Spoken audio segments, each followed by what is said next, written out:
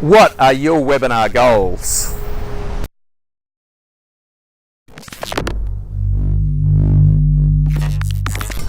I feel pretty confident that if you're watching this video, you want to improve the quality of the webinars that you're going to do during this year. It seems like an appropriate time to ask this question. It's the last day of the year when I'm filming this video now, the last day of 2016.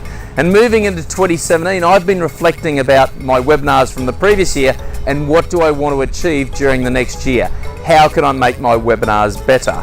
If that's something of interest to you, I've got 11 questions for you to reflect upon during this video. Let's dive in. Chip it on the green, Damian. Chip it on the green. Let's get started with our answers from the beautiful Coolangatta Beach here on Australia's Gold Coast. And the first question is, how many webinars do you want to do in this coming year? Do you want to do more than last year, the same, less? What's your plan? Be intentional about it. How many webinars do you want to do during the remainder of this year? Question 2.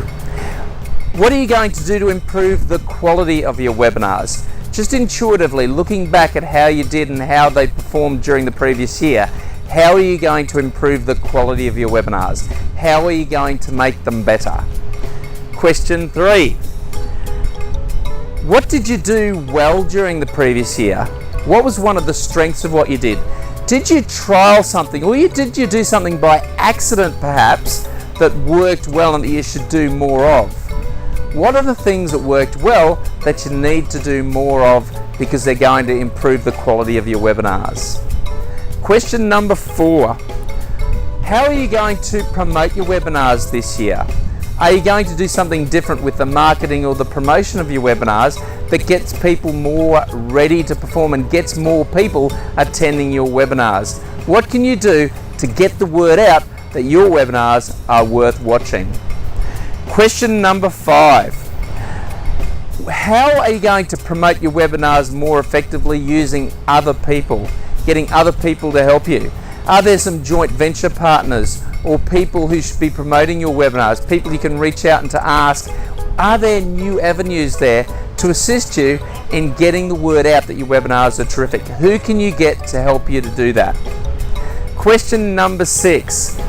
Generally speaking, what is your webinar funnel looking like?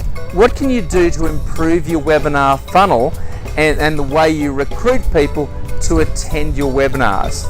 If you're working for an educational institution, what can you do to help promote the effectiveness of the webinar funnel in terms of bringing people into your webinars? What can you do to help the marketing team at your organization, at your school, at your educational institution or business? Number 7, what can you do to improve the session planning of your webinars? Session planning is critical to producing good webinars. What can you do better when you're planning out your webinars? Number 8. Number 8 is what can you do to improve your online presentation skills? Where are your presentation skills lacking compared to the best people in the industry? How can you make them better? Question number 9. Should you change your software or your format, the way you're presenting your webinars? Is there new webinar software available that you can utilize that's going to make it more effective and give you more options in the way you present your webinars? Should you alternatively be looking at a different live streaming format? Should you consider something like Facebook Live to promote or deliver your webinar content during this year? Question number 10. What can you do to improve your engagement?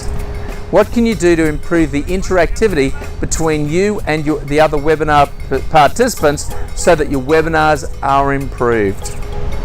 Question number 11. How can you help people better? The most effective webinars are those where you're helping people to maximum effectiveness. What can you do before, during, or after your webinars that's going to make them better, that's going to help your people that you're serving, your webinar participants, be more effective?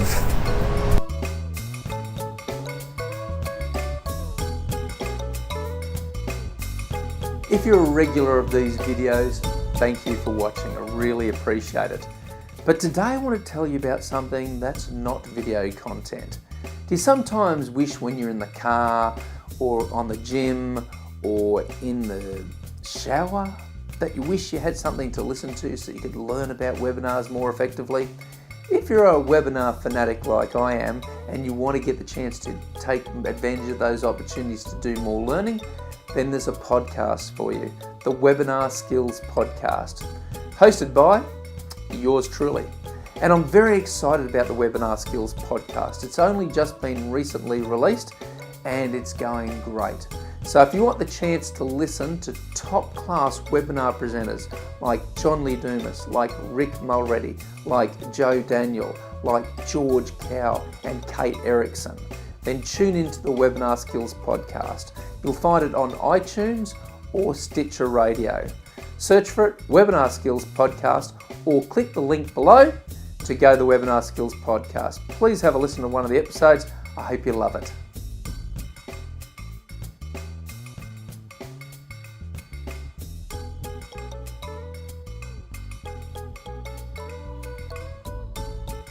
Thanks for watching today's video.